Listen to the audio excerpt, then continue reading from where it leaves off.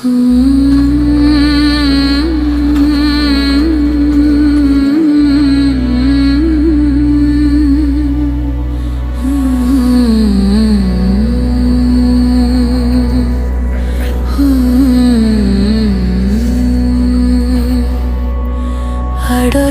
വീണ പൂവിനും ഇത്രയും സുഗന്ധമോ?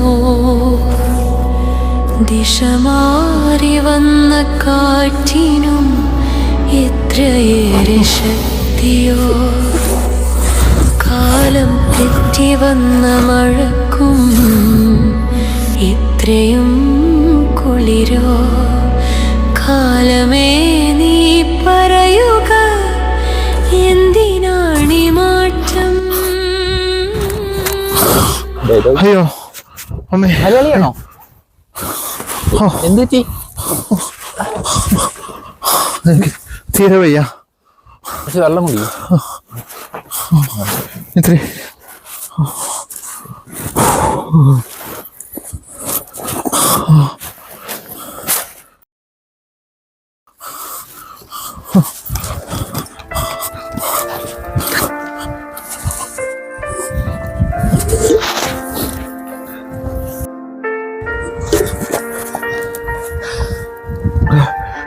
എന്നെ എവിടെയെങ്കിലും ഒരു അടുത്ത് ഷോപ്പിനകത്ത് കൊണ്ടുവിടുവോ?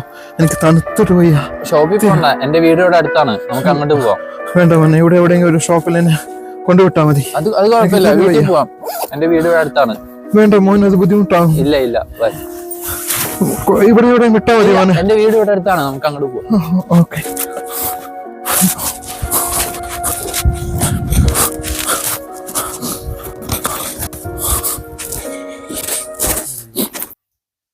ഇതാ ചേട്ടാ, ഈ ചായ ഒന്ന് കുടിക്കും, തണുപ്പൊക്കെ ഒന്ന് മാറട്ടെ.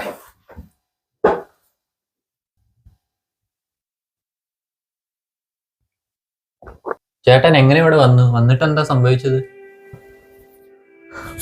ഇപ്പോഴും എൻ്റെ ആ തണുപ്പങ്ങ് മാറുന്നില്ല. അസ്ഥി വരെ മരവിച്ചു പോകുന്ന തണുപ്പാ. 5 ലക്ഷം രൂപ ഒരു ഏജൻസി കൊടുത്തിട്ടാ ഇവിടെ വന്ന് ഇറങ്ങിയപ്പോൾ ശരിക്കും ഞങ്ങളെ പറ്റിക്കായിരുന്നു. മലയാളിയായിട്ട് ഞാൻ മാത്രമേ ഉണ്ടായിരുന്നുള്ളൂ. കുറേ ഹിന്ദിക്കാർ, കിർഗിസ്ഥാനികളൊക്കെ ആയിരുന്നു. പിന്നെ ഇവിടെ വന്ന് കാണുന്നു, ഭാഷ അറിയില്ല, ഫോൺ വിളിക്കാൻ പറ്റുന്നില്ല. ആകപ്പാടെ ശരിക്കും ആടുജീവിതം എന്നൊക്കെ നമ്മൾ സിനിമയിൽ കാണില്ല, അതുപോലെ തന്നെ ആയിരുന്നു ജീവിതം. ഞാൻ വിചാരിച്ചു ഇവിടെ കടന്ന് ചത്തുപോകുന്ന. ഇങ്ങനെയൊക്കെ വന്നിട്ട് ഈ ഒരു മഞ്ഞ് വരുന്ന ജോലി ആരോ ഒരു കിർഗിസ്ഥാൻ പറഞ്ഞു അങ്ങനെ ചെയ്യാൻ പറ്റും. 3-4 ദിവസം എന്തെങ്കിലും കഴിച്ചിട്ട്, അതുകൊണ്ടാണ് തോന്നുന്നു ആ തണുപ്പും ഇതൊക്കെ കൊണ്ട് ഞാനിന്ന് വീണുപോയി. മോനപ്പോൾ വന്നില്ലായിട്ടെങ്കിൽ ഞാൻ കിടന്ന് ചത്താൻ. ഓ, അങ്ങനെയാണല്ലേ. നാട്ടിൽ നിൽക്കുമ്പോൾ എങ്ങനെയെങ്കിലും വെളിനാട്ടിൽ പോയി കുറച്ച് കാശുണ്ടാക്കണം എന്ന് ആലോചിക്കുന്നു. പക്ഷെ ഇവിടെ എത്തുമ്പോൾ അറിയുന്നത് ഇങ്ങനെ കുറേ പേര് ഇങ്ങനെ ചതിയപ്പെട്ടിട്ടുണ്ട്. ഞാനെന്തോ ഭാഗ്യത്തിന് മരിച്ചില്ല എന്നേ ഉള്ളൂ. കുറെ പേര് ഇവിടെ വന്ന് പെട്ടിട്ടുണ്ട്. കുറച്ചു പേരെ എംബസി തിരിച്ച് കയറ്റി വിട്ടിട്ടുണ്ട്, ചിലരെ യുദ്ധത്തിന് അയച്ചിട്ടുണ്ട്. യുദ്ധത്തിനൊക്കെ അയക്കുന്നുണ്ടെന്നൊക്കെ നാട്ടിൽ നിന്നൊക്കെ ഇങ്ങനെ പത്രത്തിലൊക്കെ വായിച്ചിട്ട് കേട്ടിട്ട് ഇവിടെ വന്നപ്പോഴാണ് ഇത്രയും ഭീകരമായൊരു അന്തരീക്ഷമാണ്. എന്തായാലും അങ്ങനെ ചതിക്കപ്പെടുമെന്ന് ഒരിക്കലും വിചാരിക്കുന്നില്ലല്ലോ. നമ്മൾ നാട്ടിൽ നിൽക്കുമ്പോൾ എങ്ങനെയെങ്കിലും രക്ഷപ്പെടാൻ വേണ്ടിയിട്ട് ഓരോ മലയാളിയും ഇങ്ങനെ പുറത്തു പോകും. ഇതെന്താ ചെയ്യേണ്ടതെന്ന് അറിയില്ല. 3-4 ദിവസമായി വല്ലതും കഴിച്ചിട്ട്. അത് പോട്ടെ ചേട്ടാ, എന്തായാലും ഇവിടെ എത്തിയില്ലേ. ചേട്ടന്റെ പേരെന്തായിരുന്നു? മനു. നാട്ടിലെവിടെയാ? ഞാൻ പാലക്കാടാണ്. ആണോ? ഞാനും ഒറ്റപ്പാലം, പാലക്കാടാ. ഒറ്റപ്പാലത്താണോ? ചേട്ടൻ പേടിക്കണ്ട, എന്റെ അച്ഛൻ നാട്ടിലാ. ചേട്ടന്റെ കാര്യങ്ങൾ ഞാൻ അച്ഛനെ വിളിച്ചു പറയാം. അച്ഛൻ വരുന്നവരെ നമുക്ക് ഇവിടെ കൂടാം. എന്നാ മോന്റെ അച്ഛൻ വരുന്നവരെ ഞാൻ ഇവിടെ നിന്നോളാം. മോന്റെ പേര് ഞാൻ ചോദിച്ചില്ല. എന്റെ പേര് പ്രേം. എന്താ ചെയ്യുന്ന മോനോട്? ഞാനിവിടെ PGക്ക് പഠിക്കുക. PGക്ക് പഠിക്കുന്നു. മോനെ അച്ഛൻ വന്നാ ജോലി ശരിയാക്കി തരുമായിരിക്കും അല്ലേ? അതോർത്ത് ചേട്ടൻ പേടിക്കണ്ട, അച്ഛൻ വന്നാൽ എല്ലാം ശരിയാക്കി തരും. ചേട്ടൻ എന്തായാലും ഇപ്പൊ റെസ്റ്റ് എടുക്കൂ. ഹലോ, എന്തൊക്കെ വിശേഷങ്ങൾ? നല്ല വിശേഷം. നാട്ടിൽ നിന്ന് എപ്പോഴാണ് വന്നത്? 2 ദിവസമായി. നമ്മളെ പയ്യനെ കണ്ട്. പയ്യൻ കുഴപ്പമില്ല, ഞാൻ വിളിക്കാം. ഓക്കെ. ഹലോ, എവിടെയുള്ളത്? പെട്ടെന്ന് എൻ്റെ ക്യാബിനിലേക്ക് ഒന്ന് വാ. യെസ്,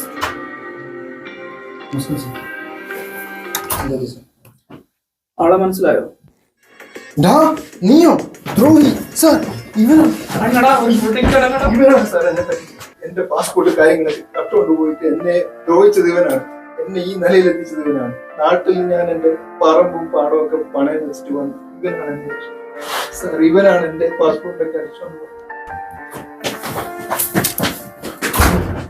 ഇയാൾ എന്നെ പറ്റിച്ചത്. എനിക്ക് ജോലി വാങ്ങിച്ചു തരാൻ ഇയാൾ എന്നെ ഈ ഗതിയിലാക്കിയത്. ഇയാൾ എന്റെ അച്ഛനാ. അപ്പൊ നീയും എന്നെ പറ്റിക്കായിരുന്നു പ്രേം? ഞാൻ എന്താ വിചാരിച്ചു? ഞാൻ ഇതുവരെ മൂവ്മെന്റ് ചെയ്ത് എന്റെ അച്ഛൻ പറഞ്ഞ പോലെ ആയിരുന്നു. താൻ എന്താണ് വിചാരിച്ചത്? ഞാൻ പറഞ്ഞനുസരിച്ച് ഞാൻ ട്രാപ്പ് ചെയ്ത്. എല്ലാരും കൂടി എന്നെ ചതിക്കായിരുന്നല്ലോ. എന്തിനു വേണ്ടി? ഞാൻ എന്താ ചെയ്യും? നിങ്ങൾ പറഞ്ഞ പൈസയൊക്കെ ഞാൻ തന്നതല്ല. എന്റെ വീടും പറമ്പും. പിന്നെ എന്തിനാ നിങ്ങൾ എന്നോട് ഇത്? ഇന്ന് നമുക്ക് ജോലി ഇല്ല, എന്നോട് വിശക്കാതെ വിൽക്കുകയില്ല. ഇനി നീ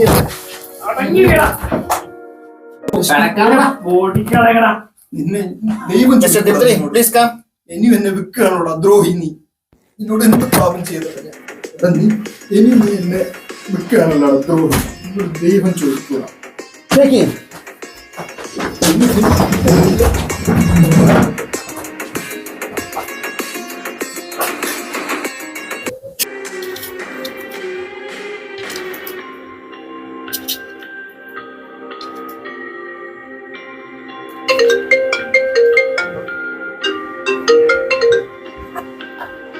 ഹലോ, അടുത്ത എങ്ങനെ കിട്ടിയോ?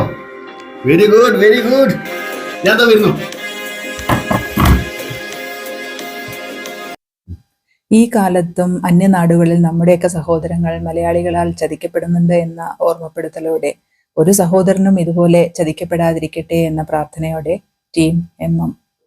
പാടാൻ മറന്നുപോയ പാട്ടുകൾ പാടാൻ തരുമോ ഇനിയൊരു കാലം? പറയാൻ മറന്നുപോയ കഥകൾ പറയാൻ വരുമോ